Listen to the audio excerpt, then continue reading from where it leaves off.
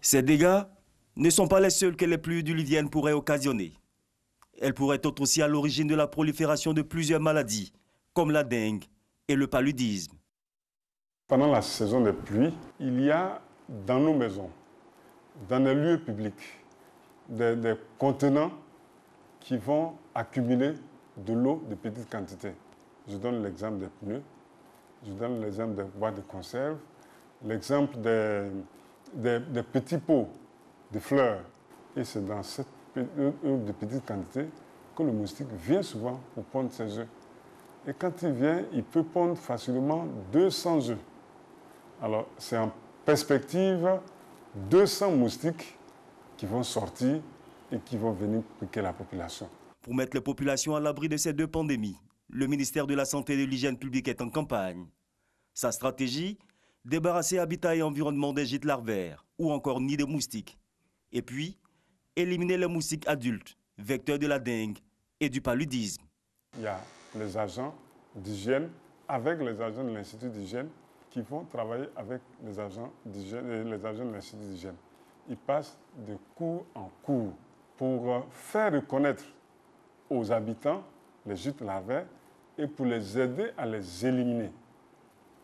Une fois qu'on a fini ces deux étapes, c'est en ce moment-là que le véhicule vient pour faire ce qu'on appelle la pulvérisation aérienne. La phase pratique de cette campagne, dite de démoustication, a débuté en avril dernier.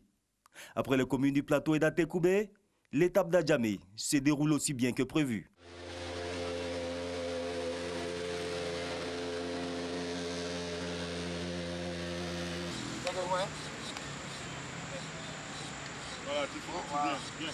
L'identification et la destruction physique des gîtes larvaires, comme ici avec les pneus, est presque sans problème.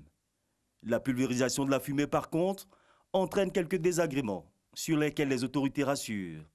Il faut dire que c'est une fumée qui contient les produits qui tuent les moustiques et c'est une fumée qui n'est pas du tout dangereuse pour la population. C'est juste quelques minutes et ça disparaît.